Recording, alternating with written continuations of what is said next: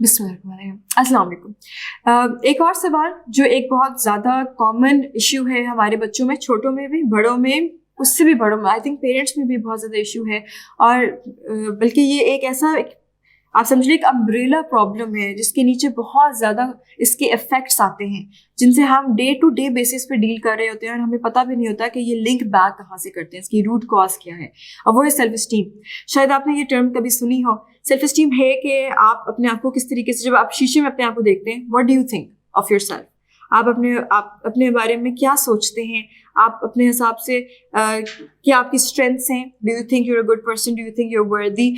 Do you love yourself? ये कुछ चीज़ें हैं जो सवाल हमारे अक्सर औक़ात हम इनको नेगेटिवली रिस्पॉन्ड कर रहे होते हैं क्योंकि हम उस नज़र से देखते हैं अपने आप को जिस तरीके से दुनिया ने हमें बताया है कि देखना चाहिए। अब लो सेल्फ स्टीम जो है वो किस तरीके से नज़र आती है हमारे बिहेवियर में या हमारी पर्सनालिटी में। छोटे बच्चों में आपको नज़र आएगा कि अंडर कॉन्फिडेंट हैं, डिसीजंस नहीं ले पाते, या गुस्सा आता है उनको, या वो टेम्पर टैंट्रम्स थ्रो करते हैं। ये कुछ चीज़ें हैं जिनसे नज़र आता है कि उनके शायद सेल्फ स्टीम के इश्यूज डेवलप हो रहे हैं, लेकिन क्योंकि छोटे हैं तो वो बहुत ज़्यादा क्लियरली नहीं नज़र आएंगे आपको। ये कुछ चीज़ें हैं जो हाईलाइट कर सकते हैं ऐसे प्रॉब्लम्स। और दूसरा, टीनेजर्स में तो आपको बहुत ज़्यादा लंबी लिस्ट नज़र आना शुरू हो जाएगी कि सेल्फ स्टीम से रिलेट कर रही है। फॉर इंस्टेंस, पीयर प्रेशर में बहुत जल्दी आ जाते हैं बच्चे, और ये बहुत ज़्यादा सवाल भी आता है पेरेंट्स का कि पीयर प्रेशर को कैसे डील करें। बहुत जल्दी जो लोगों की बातों में आ जाते हैं, लोगों को खुश करने के लिए ओवर एंड अबव चले जाते हैं, अपने आप को भी भूल जाते हैं, अपनी आइडेंटिटी डेवलप नहीं कर पाते, अपने मॉरल्स या प्रिंसिपल्स पे स्टैंड नहीं कर पाते, या हार्मोनल डिसबैलेंसेस आ जाते हैं उनमें। वो अपने मूड स्विंग्स को कंट्रोल नहीं कर सकते, वो डिसीजन मेकिंग को कंट्रोल नहीं कर सकते। बेशुमार चीज़ें हैं। ईगो हाई होती है, शो ऑफ करना पसंद करते हैं, अपनी लुक्स पे, पेरेंट्स पे सिर्फ ज़्यादा इन्वेस्ट करना पसंद करते हैं लोगों की लाइक्स के लिए या फॉलोअर्स के लिए। जैसे कि आपको पता है सोशल मीडिया की भी हम दुनिया में रह रहे हैं, इसमें भी बहुत ज़्यादा इसका रोल है लो सेल्फ स्टीम का। तो ये सेल्फ स्टीम बहुत बड़ा प्रॉब्लम है और हमारे बच्चों में अनफॉर्चुनेटली बहुत ज़्यादा डीपली इनग्रेन्ड है, क्योंकि हमने इसको कभी सोचा भी नहीं कि ये भी कोई ऐसी चीज़ है जो डील करने वाली। लेकिन मैं 4 पॉइंट्स बताना चाह रही थी जो वैलिड है छोटे बच्चों के लिए भी, टीनेजर्स के लिए भी, ऑल अक्रॉस द बोर्ड। सारे आपके बच्चे जो हैं उनमें आप ये इंस्टिल करना शुरू कर सकते हैं इन स्टेप्स या इन गाइडलाइंस के थ्रू। और सेल्फ स्टीम बहुत इंपॉर्टेंट होएगी क्योंकि व्हेन दे ग्रो अप तो वो कितना खुश होते हैं, उनकी सेहत क्या होती है, उनकी सक्सेस क्या है, उनकी रिलेशनशिप्स कैसे चलते हैं, हर चीज़ जो है वो goes back to self esteem, everything. तो it's very very important, it's the foundation of our life basically. पहली चीज़, छोटे बच्चों को या बड़े बच्चों को डिसीजन मेकिंग करने दिया करें। मैंने किसी और भी वीडियो में ये बात की थी कि हम कितनी दफ़ा है कि अपने बच्चों से पूछते हैं सुबह कि आपने पहनना क्या। हम कपड़े सामने, जो मेरी बेटी को बहुत ज़्यादा आते थे कि वो अपनी मर्जी के बगैर नहीं पहनती, तो उससे मुझे पूछना होता है, मैं 3-4 ऑप्शन सामने रखती हूँ, मैं कहती हूँ अच्छा बेटा बताओ आज आप क्या पहनना पसंद करोगी। And then she feels so proud, she feels so happy कि उसने अपना डिसीजन लिया। She took it herself, it was her decision, it was not imposed on her. उस पर थोपा नहीं किया। और बहुत थ्रू आउट जब वो तैयार होकर चल रही होती है, मिलती है लोगों को, देन वो डिफरेंट तरीके से चल रही होती है, वो खुशी उसकी नजर आ रही होती है कि मैंने अपने कपड़े खुद चूज किए थे, आज मैंने ये कलर चूज किया, आज मैंने ये बैंड पहना, आज मैंने जूते पहने। तो ये डिसीजंस, छोटे छोटे डिसीजंस हैं जो हमें बहुत ज़रूरी है कि हम अपने बच्चों को लेने दें, उनको एम्पावर करें, उनको ये फील करवाएं कि वो अच्छे डिसीजन ले सकते हैं।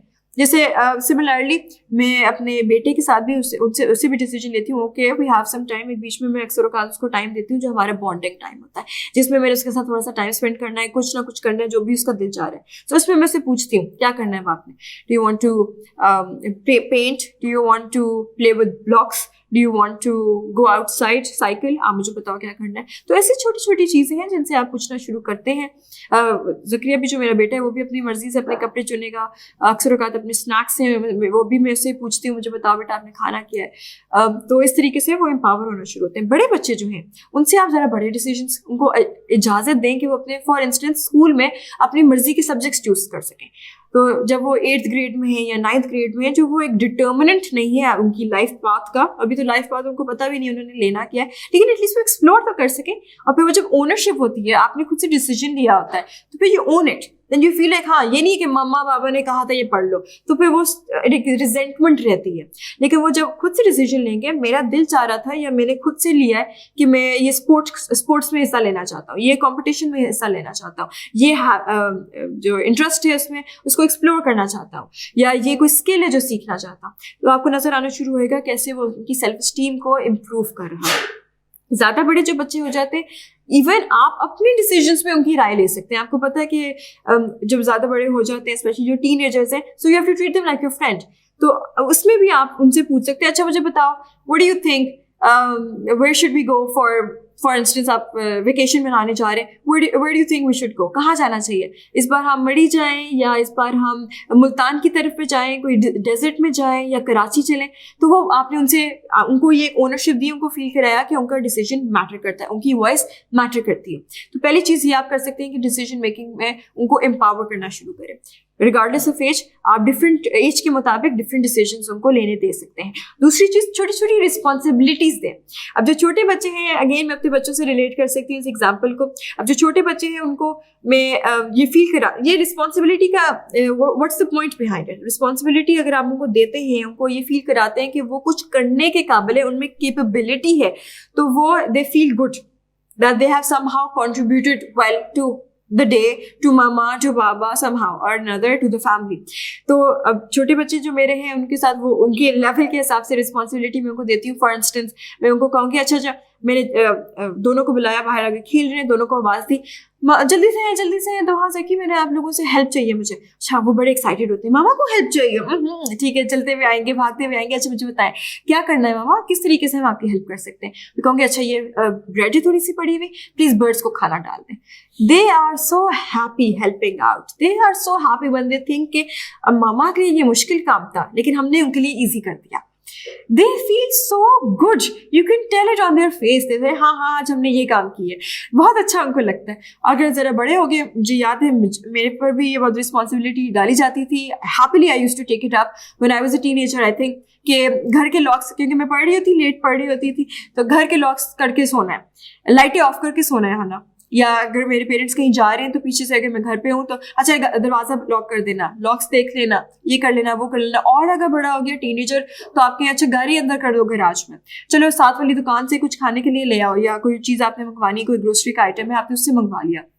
इस तरीके से स्टेप बाय स्टेप आपने उसको रिस्पॉन्सिबिलिटी देनी शुरू की, which makes them feel like they can do something. वो गिरे पड़े नहीं है, वो अनवर्दी नहीं है, उनमें ये नहीं कि कोई कैपेबिलिटीज नहीं है या वो कुछ करने के काबिल नहीं है, लेकिन वो बाकायदा आपकी लाइफ में कंट्रीब्यूट कर रहे हैं, वो फैमिली को बेहतर कर रहे हैं। उनका एक रोल है लाइफ में, आपकी भी लाइफ में और फैमिली के लिए भी, तो वो उस तरीके से बहुत अच्छा फील करते हैं। तीसरी चीज़, अप्रिशिएट करें। बहुत ज़्यादा इंपॉर्टेंट है कि बच्चों को अप्रिशिएट किया जाए। So whenever not I am very much against wrong appreciation. I'm very much against fake appreciation. झूठी तारीफ करने का कोई फायदा नहीं है, ना उनको है ना आपको है, लेकिन आपको जहाँ लगता है कि उनका बनता है, जो अप्रिसिएशन बनती है, प्लीज़ उसमें ज़रूर करें, उनको हक करें, उनको प्यार करें। कोई भी अच्छी चीज़ करते हैं, जैसे अगर छोटे बच्चे शेयरिंग करते हैं, या कोई छोटे बच्चे एक दूसरे की हेल्प करते हैं, या कोई छोटा बच्चा किसी आपकी हेल्प करता है, तो जाए उसको हक करें, उसको थैंक यू कहें, उसको प्यार करें, उसको मेक देम फील गुड। और जो बड़े भी हैं उनके लिए भी हमें कॉन्स्टेंटली क्रिटिसाइज करने की ज़रूरत नहीं है। क्रिटिसिज्म से नहीं उन्होंने बड़े होना, क्रिटिसिज्म से नहीं उनकी इम्प्रूवमेंट आनी। ये एक बहुत बैलेंस है जो ज़रूरी है कि सही गलत, जहाँ आपको लग रहा है कि वो गलत कर रहे हैं, कोई उनकी मिस्टेक्स हो रही हैं, वो उनको करेक्ट किया जाए, लेकिन एट द सेम टाइम जहाँ वो ठीक कह रहे हैं उसको भी तो एक्नॉलेज करना बहुत ज़रूरी है। तो वो जो एक बैलेंस करने की ज़रूरत है वो माँ बाप अक्सर नहीं कर पाते, और वहाँ सेल्फ स्टीम बहुत ख़राब होती है। जब क्योंकि सेल्फ स्टीम अक्सर का जो हमारी ख़राब होती है वो भी इसकी वजह से होती है, जो हमें अनवारंटेड बार बार क्रिटिसिज्म मिलती है।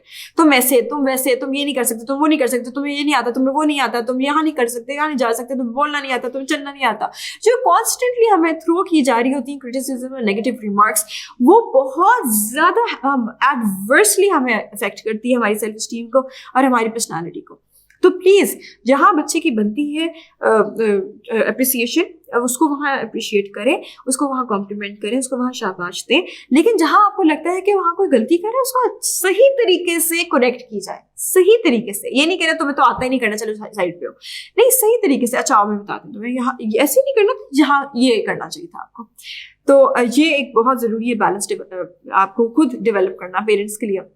और चौथी चीज़ जो सेल्फ एस्टीम के लिए बहुत इंपॉर्टेंट है, छोटी छोटी अचीवमेंट्स। छोटी छोटी अचीवमेंट्स, छोटे बच्चे हैं उनको भी आप फील करें, अच्छा आज आपने ये किया, वाओ आज आपने ये सीखा, wow you did this today, you learn this today, this is something new you did. तो वो हर रोज की जो छोटी छोटी अचीवमेंट्स हैं, बड़ों के लिए या छोटों के लिए, वो उनको करने की इजाज़त दें। उनको कुछ इजाज़त दें कि वो कुछ बनाएं, कोई नई चीज़ बनाएं, कोई नई चीज़ पढ़ें, कोई नई चीज़ सीखें, किसी नए लोगों से मिलें, कोई नए एक्सपीरियंसेस लें। और वो छोटी छोटी अचीवमेंट्स कर करके वो सेल्फ एस्टीम उनकी बिल्ड होएगी और इंशाल्लाह ताला बहुत बड़ी अचीवमेंट्स तक वो पहुंच पाएंगे। अब लेकिन यहाँ से शुरू होती है कहानी, ये जर्नी जो है सेल्फ एस्टीम की यहाँ से शुरू होती है। I hope this helps. Thank you.